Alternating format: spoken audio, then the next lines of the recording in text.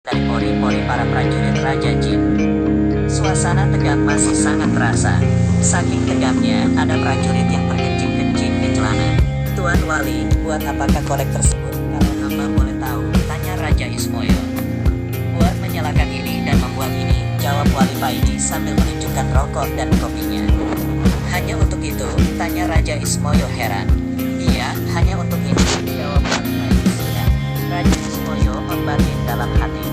Wali ini aneh, masak hanya gara-gara ingin merokok dan kopi saja, dia telah menghancurkan kerajaanku.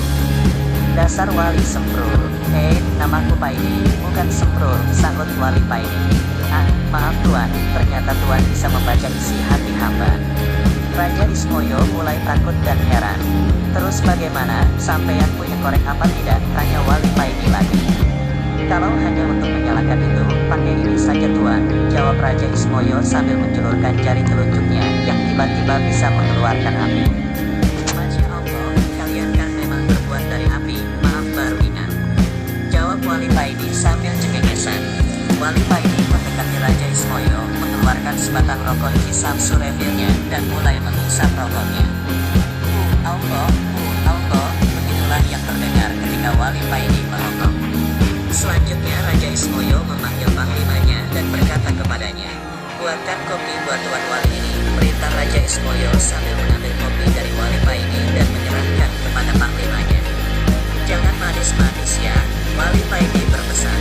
Kerajaan Raja Ismoyo ini yang terkenal angker dan ditakuti bangsa jin dan manusia, sekarang berubah bagaikan warung kopi pinggir jalan gara-gara Wali Paidi. Sampai yang tidak merokok, tanya Wali Paidi. Tidak, jawab sang raja. Apakah sampean jin Muhammadiyah? Tanya Wali Paidi lagi. Saya tidak mengerti maksud Tuan, jawab Raja Ismoyo heran. Maaf, agama sampean apa? Tanya Wali Paidi. Saya tidak beragama, jawab Raja Ismoyo. Oh, begitu. Rumah Wali Paidi. Tuannya lalu terdiam agak lama. Maaf Tuan, irit apa yang Tuan baca, sehingga Tuan tidak bisa dikalahkan oleh para prajurit saya? Tanya Raja Ismoyo penasaran. Dan solawat, jawab Wali Paidi. Maukah Tuan mengajarkan kepada saya? Minta Raja Ismoyo. Ya, boleh, tapi sampean harus masuk Islam dulu, jawab Wali Paidi. Lalu Raja Ismoyo memanggil panglimanya, memerintahkan kepadanya untuk mengumpulkan seluruh rakyat dan semua prajuritnya. Dalam sekejap balai agung istana ramai dipenuhi prajurit dan rakyat, bahkan sampai meluber keluar istana. Selanjutnya Raja Ismoyo bersimpul di kaki Wali Paidi diikuti seluruh rakyatnya. Kami dengan sukarela siap masuk Islam, mengikuti agama Tuan, kata Raja Ismoyo kepada Wali Paidi. Baiklah, ikuti apa yang aku ucapkan, kata Wali Paidi. Dengan suara yang sangat berwibawa, Wali Paidi mengucapkan 2 kalimat syahadat diikuti seluruh bangsa jin kerajaan Raja Ismoyo. Ucapan syahadat para bangsa jin ini menggema ke seluruh Gunung Arjuna, bahkan seluruh hewan di Gunung Arjuna berhenti sejenak, tidak ada yang bersuara mendengarkan ucapan syahadat ini. Setelah mengucapkan 2 kalimat syahadat, Wali Paidi mengajarkan pada mereka apa itu Islam, dan menjabarkan arti iman secara singkat. Selanjutnya Wali Paidi tinggal di istana Raja Ismoyo, guna mengajari mereka cara sholat, cara berzikir, dan lain sebagainya. Setelah beberapa minggu tinggal di istana, Wali Paidi akhirnya mohon pamit kepada Raja Ismoyo. Kami masih butuh pencerahan dari Tuan, sudilah kiranya Tuan tetap di sini beberapa hari lagi, pinta Raja Ismoyo kepada Wali Paidi.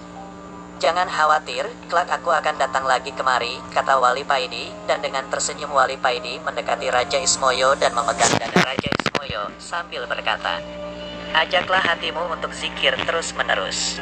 Ucapkan Allah, Allah, secara berkesinambungan.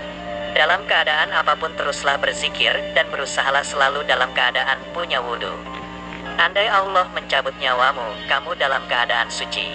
Terima kasih Tuan, pesan Tuan akan kami laksanakan, jawab Raja Ismoyo dengan takzim. Kalau hatimu sudah bisa berzikir, maka Allah sendiri yang akan membimbingmu, kata Wali Paidi. Apakah kami akan menjadi wali kalau hati kami sudah bisa berzikir sendiri? Tanya Raja Ismoyo. Tanpanya, hidup tak akan terasa nyata. Go for real. Kita tuh, life is never flat. Satu perjalanan bersama Tiket.com membawa senyuman buat kamu dan juga Jangan sekali-kali punya niat ingin menjadi wali, karena keinginan itu termasuk nafsu. Berzikirlah karena Allah, jangan ada niatan yang lain, jelas Wali Paidi. Setelah menghisap rokoknya, Wali Paidi berkata lagi, Allah menjadikan manusia pemimpin di muka bumi ini, dan mengangkat para walinya dari kalangan manusia, jelas Wali Paidi lagi. Oh begitu, kalau Allah menghendaki begitu, kami sangat ridha dengan keputusan Allah tersebut, jawab Raja Ismoyo manggut-manggut. Kalau boleh tahu tuan ini wali yang bagaimana? Tanya Raja Ismoyo selanjutnya. Aku adalah wali abdal, wali pengganti, kalau istilah dalam sepak bola, sebagai pemain cadangan, wali tingkat rendah. Aku dulu hanya seorang abdi seorang kiai, tugasku hanya menyiapkan rokok dan kopi. Setelah kiai saya meninggal, akulah yang dipilih Allah sebagai gantinya. Terang Wali Paidi.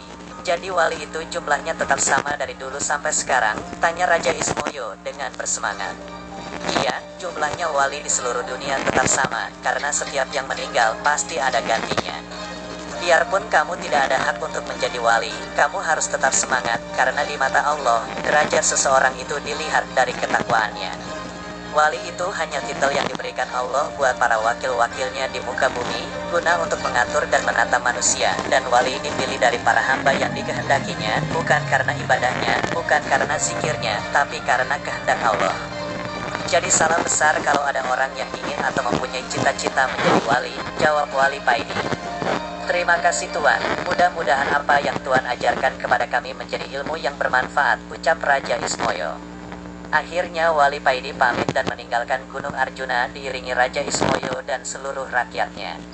Setelah Wali Paidi sudah tidak tampak, Raja Ismoyo dengan suara yang lantang berkata kepada rakyatnya, rakyatku semuanya, nanti atau kapanpun, kalau ada orang yang ke Gunung Arjuna ini berbekal rokok dan kopi, jangan sampai diganggu, jagalah mereka sampai mereka meninggalkan Gunung Arjuna ini, demi menghormati guru kita Wali Paidi. Titah paduka akan kami laksanakan, jawab mereka serempak. Sesampainya di rumah sehabis dari Gunung Arjuna, Wali Paidi menjalankan aktivitas sebagaimana biasanya.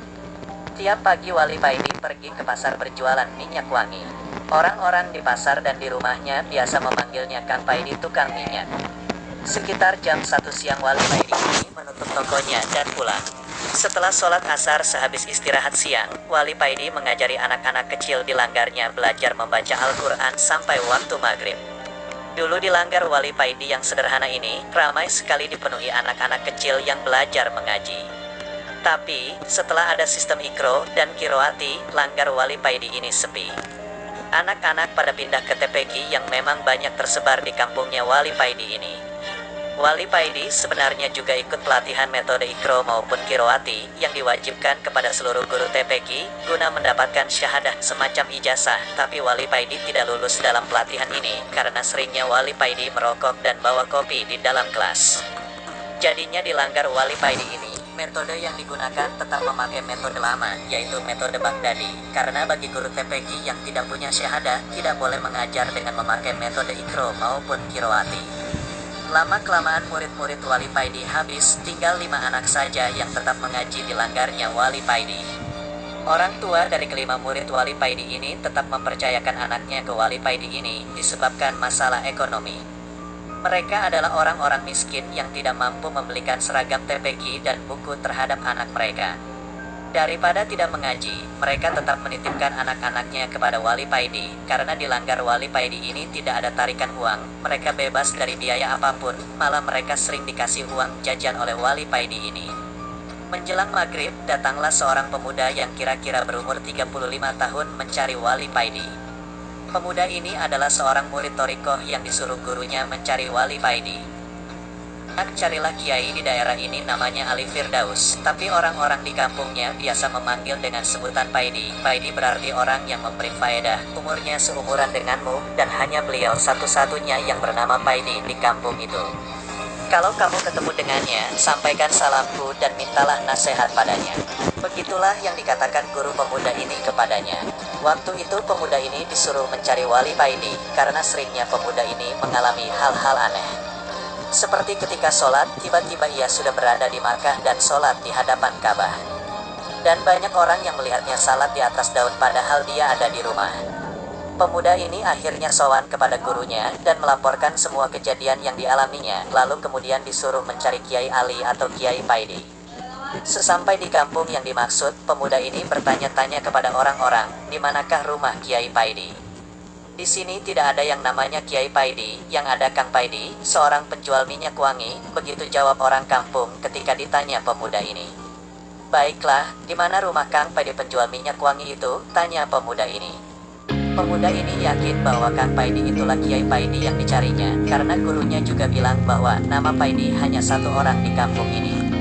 Pas waktu maghrib pemuda ini sampai di rumah Wali Paidi. Pemuda ini bertanya kepada seorang wanita yang berada di depan rumah Wali Paidi. Apakah benar ini rumah Kang Paidi penjual minyak wangi?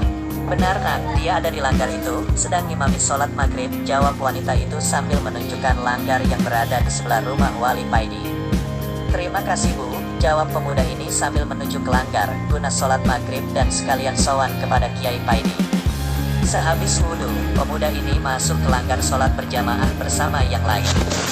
Dilihatnya yang sholat di langgar ini cuma 3 orang. Dia berdiri di samping mereka ketika pemuda ini mendengar surat Al-Fatihah yang dibaca Wali Paidi. Hati pemuda ini menjadi galau, karena Wali Paidi ini ketika membaca huruf Ain menjadi N, Rabil Alamin menjadi Robil Ngalamin.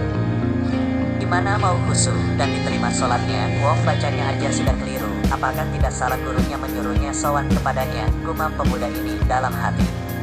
Setelah salam dan melakukan wirid seperti biasa pada umumnya, Wali Paidi ini melanjutkan dengan sholat sunnah, dan sehabis sholat sunnah Wali Paidi ini keluar dari langgar dan duduk-duduk di teras sambil merokok.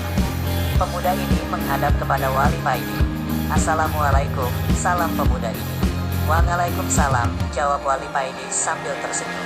Setelah menyampaikan salam gurunya kepada Kiai Paidi, pemuda ini menceritakan maksud kedatangannya dan menceritakan hal-hal aneh yang dialaminya kepada Wali Paidi. Saya juga heran, kok kamu sampai bisa seperti itu ya?